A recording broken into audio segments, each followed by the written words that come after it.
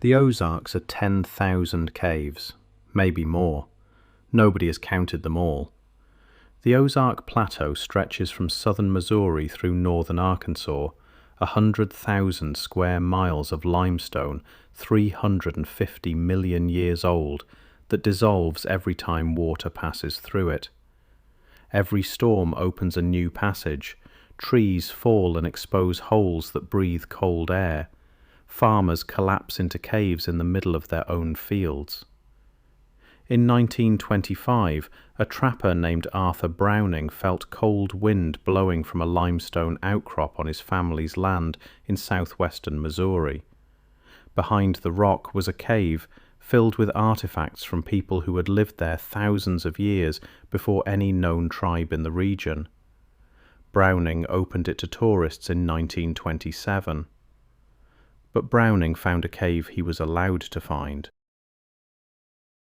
In 1909, according to oral histories passed through 3 families in Stone County, Arkansas, a farmer named Hollis was grazing cattle on his pasture when his bull stepped into a crack in the ground and broke through.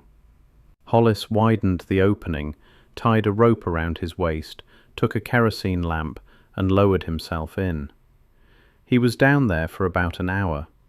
When he climbed out, according to his wife, he was white as chalk and did not say a word until morning. He never told her what he saw. He told one person, his brother, and that brother told his children, and the story passed through 3 generations before anyone wrote it down. 2 weeks later, 4 men in military uniform arrived at the Hollis farm.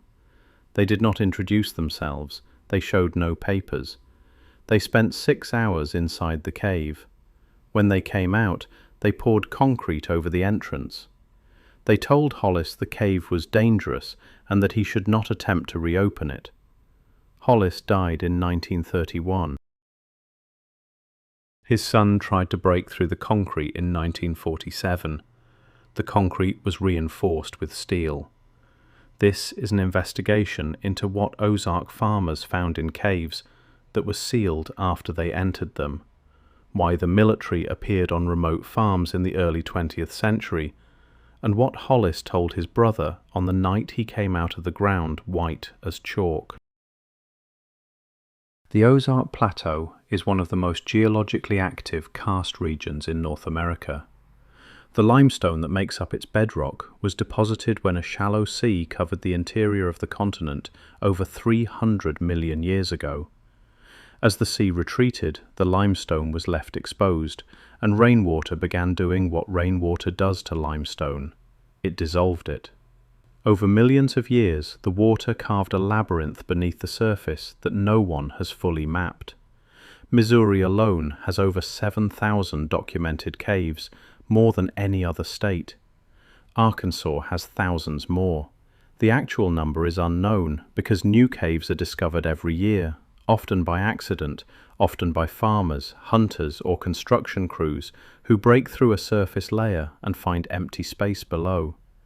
The caves range from single rooms to multi-mile systems with underground rivers, waterfalls, and passages that connect across county lines. Some are dry, some are flooded. Some breathe, exhaling cold air in summer and inhaling warm air in winter, a sign that they are connected to larger systems deeper underground. The Ozarks sit on top of this. Small towns, cattle farms, churches, county roads, all built on a crust of rock that is riddled with voids.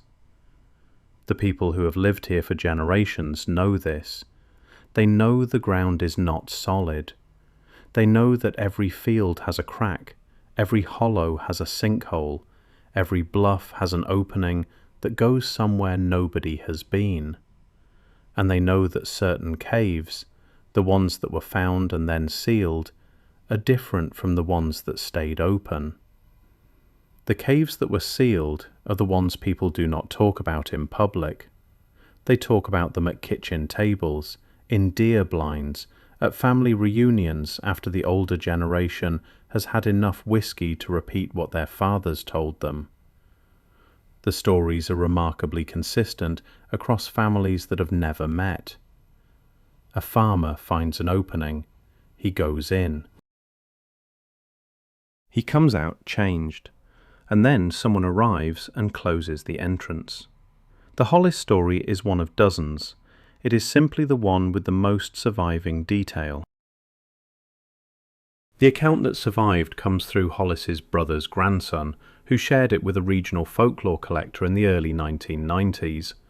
The collector recorded the conversation and later included a summary in a privately circulated manuscript about Ozark oral traditions. The manuscript was never commercially published. The account is specific. Hollis told his brother that when he lowered himself through the crack in his pasture, he dropped about 15 feet into a natural limestone chamber, roughly the size of a barn. The chamber itself was unremarkable: standard cave, limestone walls, clay floor, the smell of wet rock. But at the far end of the chamber, where the limestone wall should have continued, there was an opening. Not a crack, not a natural passage, an opening with straight edges. Hollis said the edges were too straight to be natural. He said the walls beyond the opening were not stone. They were smooth. They were uniform in colour, a dark grey that did not vary. They were warm to the touch, which in a cave that holds at 56 degrees year-round is deeply wrong. He said the floor beyond the opening was flat and level, not the uneven surface of a natural cave, but a floor, as if something had been poured or laid. He said there were additional openings along the walls of this second space, each one with the same straight edges, each one leading further into darkness. He did not enter any of them. He said the air felt different, heavier, charged, like the feeling before a storm. And he said there was a sound, not loud, not mechanical, something low and constant that he could feel in his chest more than hear with his ears. He turned around and climbed out. The brother asked him why he did not go further. Hollis said he did not know what it was, and he did not think a man with a kerosene lamp was supposed to find out. 2 weeks later, the army arrived. Hollis never spoke of it again, not to his wife, not to his children, not to anyone except the brother who carried the story forward. The question the family has asked for 3 generations is not what Hollis found. They believe they know what he found, or at least what he described. The question is how the army knew to come. The Hollis Cave is not the only one. Across the Ozarks, from Stone County to Boone County to Baxter County in Arkansas, and from Shannon County to Oregon County in Missouri, oral histories describe the same sequence. A cave is found, someone enters, the entrance is sealed. The sealing is not always military. In some accounts, men arrived in civilian clothes but carried themselves like soldiers. In others, county officials appeared with work crews and poured concrete without explanation. In one account from Newton County, Arkansas, a farmer found a cave on his property in the 1920s that contained what he described as metal objects embedded in the cave walls. Not loose artifacts, but objects that appeared to be part of the wall itself, as if the wall had been built around them. He showed the cave to 3 neighbours. Within a month, a crew arrived, removed all the objects they could reach, and dynamited the entrance shut. The farmer was told the cave contained a gas seep and was a hazard to livestock. Gas seeps exist in the Ozarks. They are real. Hydrogen sulfide accumulates in poorly ventilated caves and can kill anyone who breathes it. This is the explanation that satisfies most people who hear the stories, because it is plausible, and because questioning it requires believing that the United States government sealed caves across rural Arkansas for reasons other than public safety. But the gas seep explanation has problems. A gas seep can be ventilated. It can be posted with warning signs. It does not require reinforced concrete or dynamite. It does not require men in military uniform driving 6 hours to a farm in Stone County, and it does not explain why, in every account, the farmer was told not to discuss what he had seen. Gas is dangerous. Secrecy is not a treatment for gas.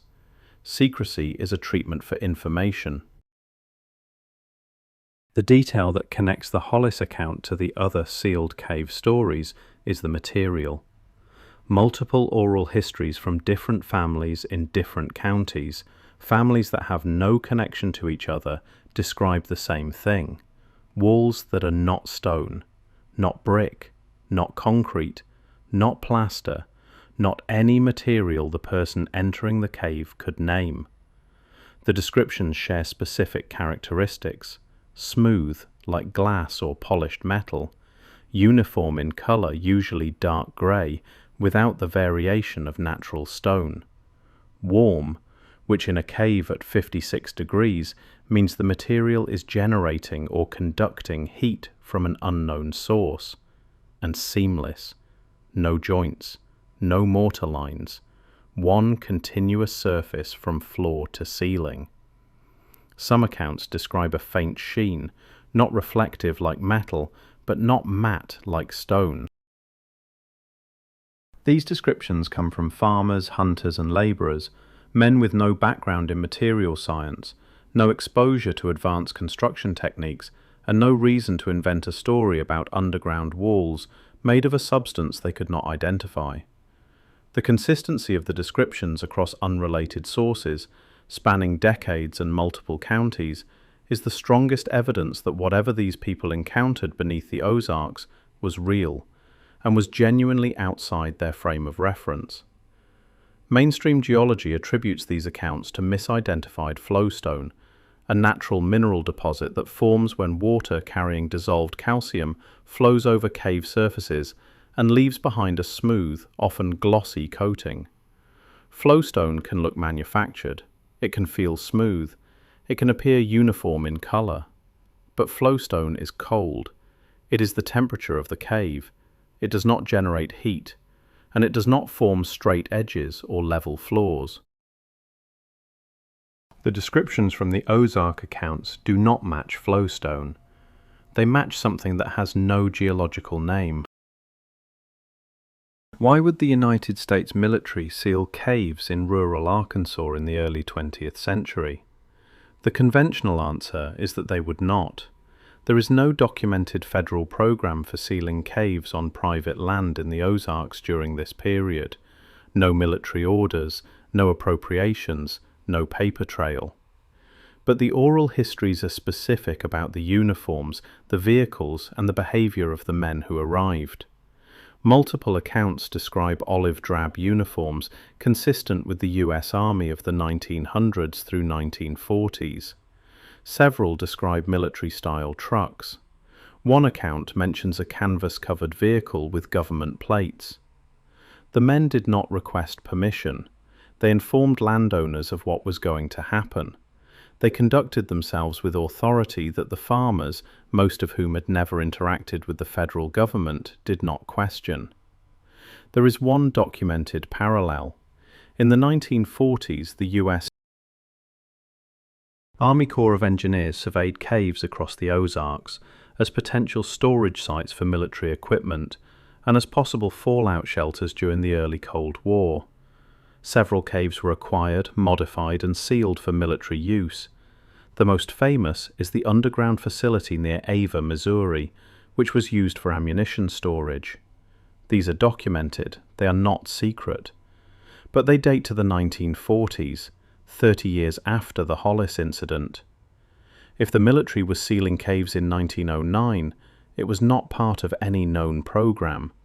It was either an unofficial action by local military personnel acting on their own authority, or it was part of a program that has left no paper trail in any archive that researchers have been able to access. Either explanation is troubling. Unofficial military action on private land without documentation is illegal. An official program with no paper trail is, by definition, classified. And classified operations in rural Arkansas in 1909 raise a question that goes far beyond caves. What was the government looking for underground before anyone else knew there was something to find? The Ozark accounts are one cluster in a pattern stretching across the American interior. In Appalachia, similar sequences: caves found, entered, sealed. In Kentucky, cave sections blocked with concrete by unknown parties. In Tennessee, the Army Corps sealed caves during dam projects, and locals reported features beyond natural formations. In Pennsylvania, mining companies sealed tunnels that broke into caves with finished walls.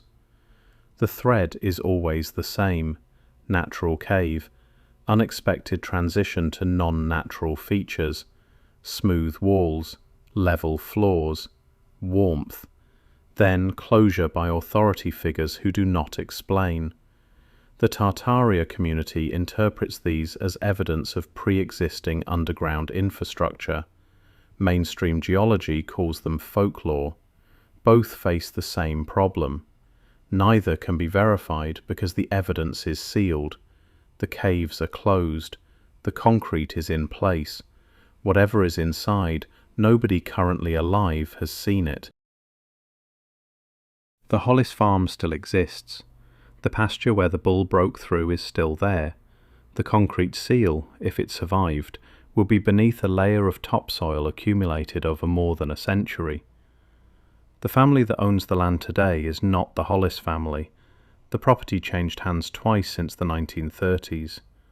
The current owners, according to the folklore collector who documented the account, are unaware of the cave. They do not know that beneath their pasture, under a slab of reinforced concrete poured in 1909, there is an opening that a farmer entered and a government sealed. Across the Ozarks, similar situations exist. Caves that were sealed on farms that have since changed ownership, entrances that are now beneath barns, fences, county roads, or decades of accumulated earth. The concrete and the dynamite did their job. The openings are closed.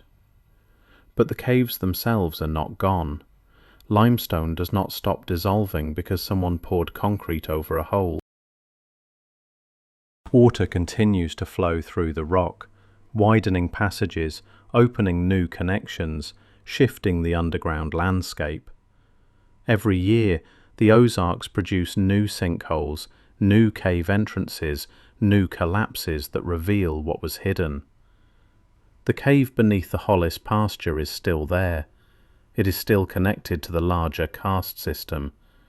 And the smooth walls, the level floors, the straight-edged openings, the material that was warm when it should have been cold, all of it is still sitting in the dark, behind a slab of steel-reinforced concrete that a farmer's son could not break in 1947. The limestone will open it eventually. It always does. The only question is whether anyone will be paying attention when it happens. 10,000 caves beneath the Ozarks, maybe more, most of them open, some of them sealed. The open ones are tourist attractions, state parks, and geological curiosities.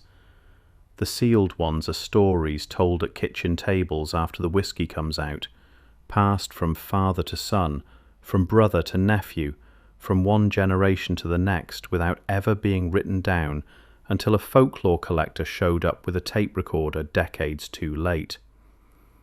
A farmer named Hollis lowered himself into a hole in his pasture in 1909 and came back up white as chalk. He told his brother what he saw. His brother told his children. The army came 2 weeks later and poured reinforced concrete over the entrance. His son tried to break through it in 1947 and could not.